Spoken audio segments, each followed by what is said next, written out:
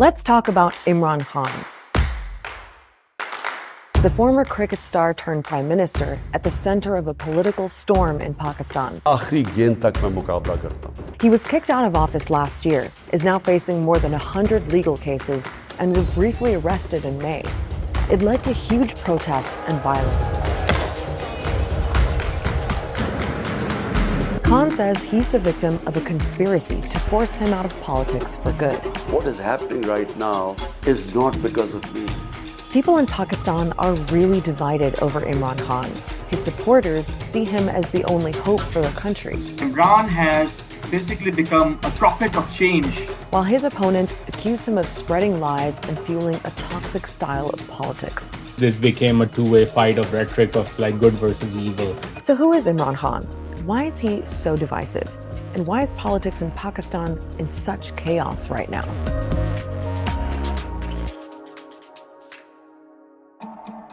First off, let's run through Imran Khan's backstory. He was born into an upper-class family in Lahore and went to an elite high school. He studied at Oxford University in England, but it was his cricketing career that made him into a superstar.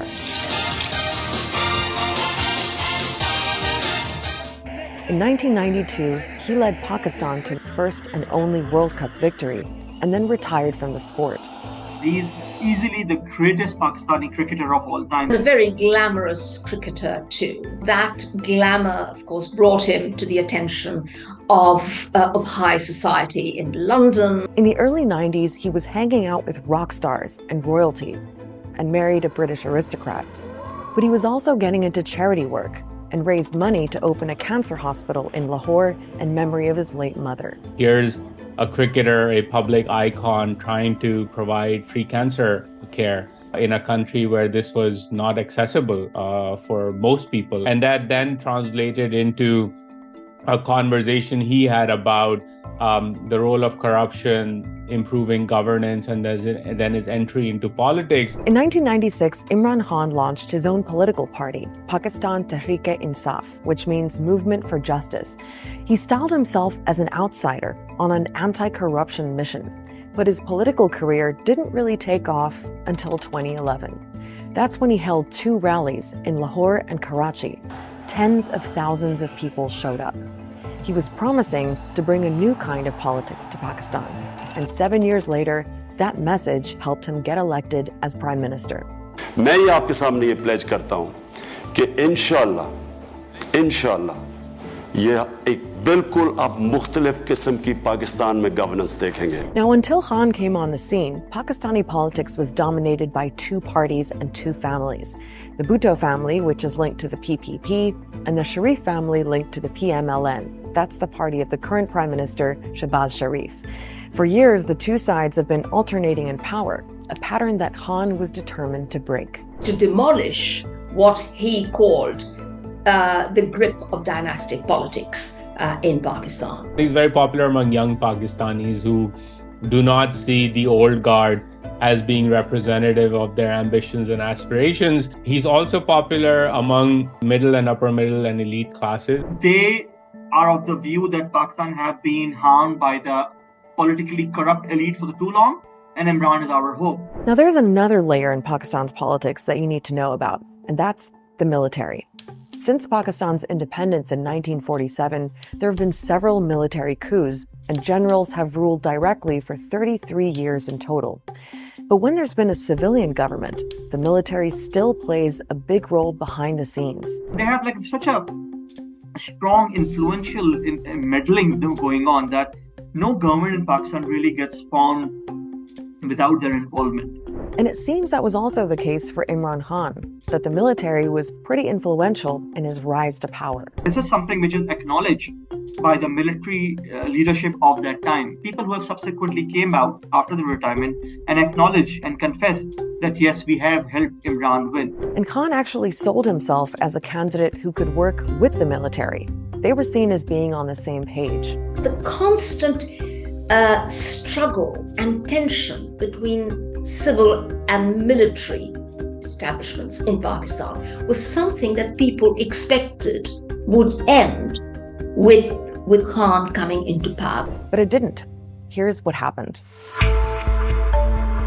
So it's 2018, and Imran Khan's just been elected prime minister. It was actually a pretty contentious election, and his political opponents accused him of fraud. But Khan was popular, and for a lot of people, it felt like a fresh start. Remember, his big thing was tackling corruption, something he said was at the root of most of Pakistan's problems. So he went on a massive anti-corruption drive. Many politicians and government officials were arrested. Khan's supporters approved, but his critics said it was one-sided and that he was only targeting his political opponents, though Khan denies that. Order in the house, please. Another criticism was that Khan's approach created a kind of vindictive and divisive political atmosphere. When he made compromise a bad word, you were all in with Khan or you were anti-Khan for whatever reason. That was the conversation. Khan brought with him an extremely divisive and some would say hateful style of politics. Much of that reflected in the language that he used, haranguing his opponents and accusing them of being thieves and crooks. सिर्फ हम जिससे मुफाहमत कभी नहीं करेंगे वो लोग हैं जिन्होंने पाकिस्तान की अवाम का पैसा चोरी करके मुल्क से बाहर लेके गए. Now, the economy was a big issue when Khan was prime minister. He inherited a lot of problems, including a major debt crisis, and he had to deal with COVID too. But the bottom line was that living conditions for most Pakistanis didn't improve under Khan. Inflation soared and the value of the currency fell. As the economic stress mounted, people sort of began questioning, what this hope and change mantra was all about. And I think that began to then erode his popularity. Overall, your democratic, your human rights, these things were being impacted. Politicians were thrown in jail, things like that. But economy was also being impacted. And along with these things, Imran's relationship with military also started fracturing. Now, it's hard to know exactly how Khan's relationship with the military broke down because this is behind the scenes kind of stuff. But strains developed after a couple of years with Khan as prime minister. It seems the military wasn't happy about the way things were looking. The economy was in bad shape. And on foreign policy, Khan seemed to be going his own way with a more anti-Western approach. There was a reported disagreement, too, over the intelligence chief, who was supposed to leave his job after 3 years, as per military policy, but Khan wanted him to stay. It was kind of a straw that, if not broke the camel's back, it really made things irreparable from that time onward. It's always been a marriage of unequals. Every time a politician or a political party has allied itself with Pakistan's military, they always get hurt by it. By 2022, it seemed pretty clear that the military was pulling their support from Khan by standing back so the opposition parties could go after him. Those parties held a no-confidence vote in parliament. Khan lost, and Shehbaz Sharif replaced him as prime minister. So what's happened since then? Well, Imran Khan's been fighting back against what he says was a conspiracy to remove him from power. He used to claim, when he was being ousted or close to it, that there was an American conspiracy. Within a few months, Khan's tune had changed. It has moved from a conspiracy hatched abroad to a conspiracy hatched at home. He has also singled out the serving army chief as having some kind of personal grudge against him. He's held huge rallies all across Pakistan. At one of them, he was shot in the leg, and he says it was an assassination attempt. Now, Khan's been calling for a general election, and under the constitution, that has to happen by October at the latest. But Khan says his opponents are using a mountain of legal cases, more than 100, to try to exclude him from running. Every other day, there's some sort of case which comes up in a court appearance.